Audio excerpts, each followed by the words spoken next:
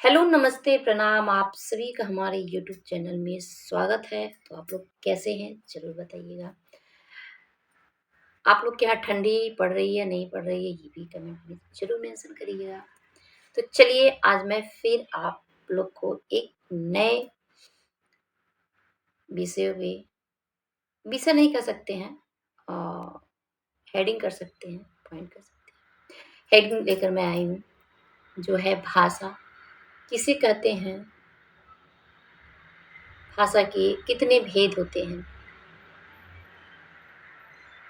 तो मैंने भाषा के बारे में कुछ पिछले वीडियो में मैं बताई हूँ, तो आप लोग जो नहीं देखा है वो जाकर के देख सकता है, और जो कमियाँ हैं वो मुझे बता सकता है।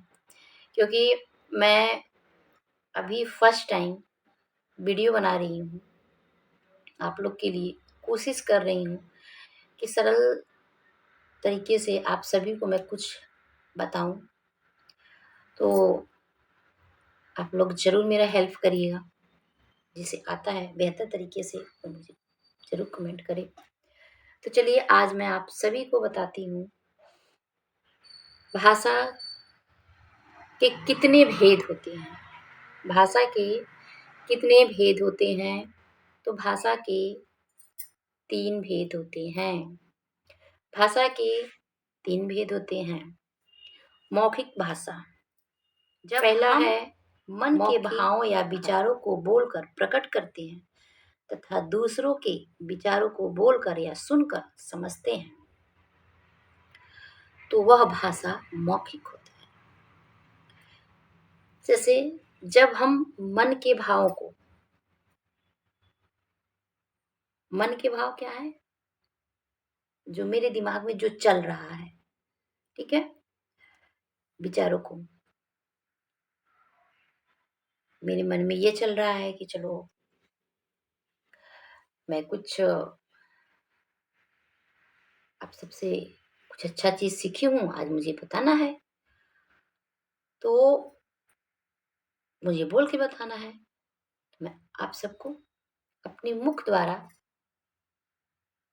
बोल करके आपको मैं बता रही हूँ। मैं अगले से भी पूछूँगी कि आप भी बोल के बताओ कि आपने जो मैंने कहा वो समझ में आया, या फिर अगले की बातें सुनकर आपको समझ में आया उसके भाव। ये क्या है? एक दूसरे से बात करके हम अपने भाव को बोल करके बताना ही हमारा मौखिक रूप होता है। जैसे स्वाति और राखी अपनी दादी से बातें कर रही है, जैसे हम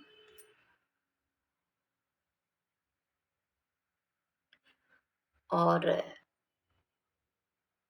हमारे बच्चे हो गए,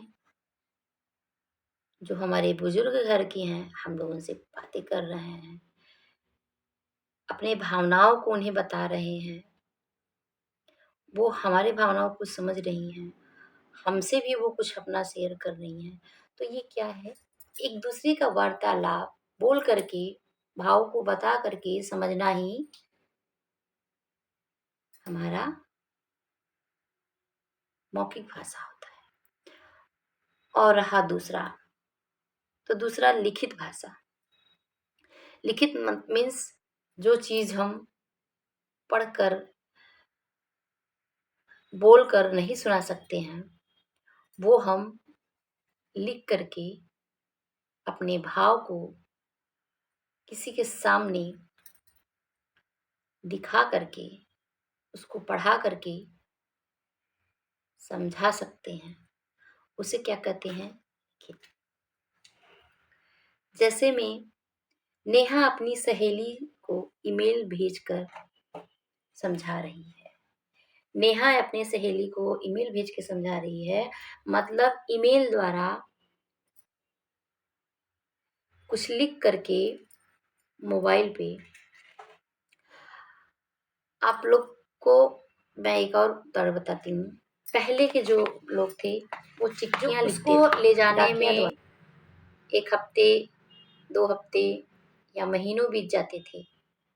तब हमारे भाव लोगों के पास पहुँचता था, हमारे परिवार के पास पहुँचता था, हमारे फ्रेंड के पास पहुँचता था। जैसे ग्रीटिंग कार्ड का बहुत पहले प्रचलन था, हम लोग के टाइम में था। और उसको क्या था, हम लोग हमारा फ्रेंड कोई दूर है तो उसे ग्रीटिंग कार्ड हम लोग लिखते थे। उसमें शायरी वगैरह अपने भाव को, अपने प्यार को प्रकट करके हम लोग उसको पोस्ट कर देते थे। उससे पहले कि ये नए साल तक पहुँच जाए हमारा ये प्यारा-सा संदेश। हुँ, तो अब क्या हो गया है, अब तो बहुत ही आसान हो गया है अपने भावनाओं को, अपने विचारों को, अपने दोस्तों, अपने परिवारों, अपने चहेतों को पहुँचाना, प्रकट करना। मोबाइल लिया आराम से और इसे खोला, व्हाट्सएप खोला, आपके अपनों का नंबर ज़रूर रखता है लोग। जो भी करना है खटाखट खटाखट लिखा और सेंड कर दिया। उधर से लोग पढ़ा, आपके भाव को समझा, रिप्लाई दे दिया। तो ये क्या हो गया, हमारे एक-दूसरे के भाव को वो समझे और एक-दूसरे को रिप्लाई किए। तो ये हमारा लिख कर के भी लोग हमारे भाव को समझा। अगर वही हम ईमेल जो किए हैं, मैसेज जो किए हैं, अगर उसे नहीं समझ में आया, अगर हम उसको सरल भाषा में नहीं समझा पाएँ, पता नहीं क्या अड़ड़-बड़ड़ लिखे हैं, तो हमारा रिप्लाई वो नहीं देगा। मतलब हमारे वो भाव को नहीं समझ पाया है, हमारे शब्दों को नहीं समझ पाया है, हमारे विचारों को नहीं समझ पाया है, जो हम कहना चाह रहे थे वो नहीं समझ पाया है। तो हमें सरल तरीके से अपने शब्दों को लिख कर के ईमेल द्वारा, व्हाट्सएप द्वारा भी समझा सकते हैं, बता सकते हैं। तो ये हो गए लिखित। अब आता है सांकेतिक भाषा। तो सांकेतिक भाषा वो भाषा होता है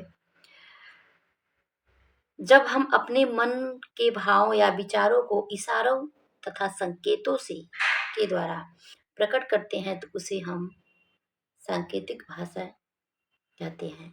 जैसे गाढ़ हरी झंडी दिखा रहा है। गाढ़ हरी झंडी दिखा रहा है, इसका मतलब क्या है? इसका मतलब अगर हमें पता है, हरी झंडी का मतलब जिसे पता होगा, मालूम है कि हरी झंडी हमारे लिए शुभ, सही का प्रतीक होता है, सही का निशान होता है। तो वो हमें ये दर्शाता है कि आप रेलवे क्रॉसिंग आराम से पार कर सकते हैं, इसमें कोई खतरा नहीं है। अगर उस ग्रीन के जगह पे अगर रेड झंडी हमको दिखाई देती है, मतलब हरा के जगह पे हमें लाल झंडी दिखाई देती है, तो हमें समझ जाना चाहिए कि वहाँ पे खतरा है, हमें रुक जाना चाहिए, ठहर जाना चाहिए। कभी भी कुछ भी हो सकता है अगर हम इसे पार करने की कोशिश, इसलिए हमें उसके संकेत को समझना चाहिए। जो समझ गया तो ये क्या है, ये सरल भाषा में हमें ये समझा रहा है। जैसे में अब ये एक उदाहरण और भी है इसमें कि इसी तरीके से अगर आप कहीं भी रास्ते में जा रहे हैं तो बहुत सारी जगह पे दूर-दूर पे चौराहा बना रहता है और उस चौराहे पे जो ट्रैफिक लाइट होता है, लगा रहता है, तो उसमें भी यही सेम होता है। यही सेम होता है, अगर आपको ग्रीन बत्ती अपने तरफ दिखती है तो आप पार कर सकते हैं रोड, आगे बढ़ सकते हैं। अगर वहीं आपको रेड बत्ती दिखती है जलती हुई अपने साइड का, तो आपको वहाँ पे ये संकेत दे रहा है कि आपको रुक जाना चाहिए, ठहर जाना चाहिए। अगर आप आगे बढ़ते हैं तो आपको जुर्माना भी देना पड़ सकता है और कुछ न कुछ दुर्घटना होना, कोई गाड़ी आकर धक्का भी मार सकती है। ये क्या है, हमारे संकेत हैं। ये हमें इस तरीके से है। आप लोग को हमारी ये वीडियो कैसी लगी आप लोग ज़रूर बताइएगा। तो ये रहा मौखिक, लिखित और सांकेतिक भाषा। तो आप सभी को ये तीनों समझ में आया, नहीं आया ज़रूर बताइएगा कमेंट्स में। मुझे लगता और है नहीं आया तो मैं फिर किसी उदाहरण नहीं भी आया होगा तो मैं कोशिश करूँगी और भी तरीके से लेके आऊँ। तो चलिए बच्चों, आप लोग जहाँ भी रहिए स्वस्थ रहिए, मस्त रहिए, अपने माता-पिता का आशीर्वाद लेते रहिए। यही मेरा विचार है, आप लोग एक बार करके देखिए, बहुत ही फ़ायदा मिलेगा। मेरा को लाइक, सब्सक्राइब, शेयर कर दें, जिससे और भी लोग इसे देख सकें और भी लोग हमें नए-नए सरल तरीके से बता सकें कि मुझे इस तरीके से और वीडियो लाना चाहिए, ताकि मेरा मन मेरी जो ये आप लोग के सामने वीडियो बना कर के आप लोग को कुछ बताने की जो इच्छा जगी है, भावना है, वो आगे जाए। सब्सक्राइब कर दें, शेयर कर दें, लाइक कर दें। कमेंट्स में ज़रूर अपना विचार बताइएगा। क्या ही जाता है यार, अपना सोच अच्छा-बुरा जो भी है बता दीजिएगा। तो चलिए फिर मिलती हूँ एक नए वीडियो के साथ आप सभी से। और गाइस जाने से पहले मैं एक बात और कहूँगी आप सभी से, ये भाषा और व्याकरण का पहला चैप्टर है, तो इसमें मैं इसके बाद लिपि आता है। लिपि क्या है, व्याकरण के कुछ और भी हिस्से होते हैं, वो मैं बता कर के जो मेरे वीडियो को देख रहा है उसे शेयर कर दे, ताकि मैं कुछ प्रश्न तैयार करूँगी और उस प्रश्न को आप लोग को आंसर देना पड़ेगा। तभी पता चलेगा कि आप लोगों ने मेरे वीडियो को देखा है, सुना है, उसको समझ पाया है या नहीं पाया है। सबसे बड़ा यही होता है क्वेश्चन आंसर, कि आपने मेरे भाव को समझा, मेरे जो हमने पढ़ाया आपने समझा या नहीं समझा। तो जिसने आंसर दिया मेरे कमेंट्स में, मैं समझ जाऊँगी कि आप लोग को हमारी बातें समझ में आ रही है। तो बिना प्रश्न उत्तरी के कुछ नहीं होता है, आप कितना भी पढ़ लो। तो चलिए, आप लोग ज़रूर तैयार कर रखिएगा, मैं अगले वीडियो में ज़रूर लेके आऊँगी। चलिए, स्वस्थ रहिए, मस्त रहिए, जहाँ भी रहिए, व्यस्त रहिए अपने अच्छे कामों में। Bye bye.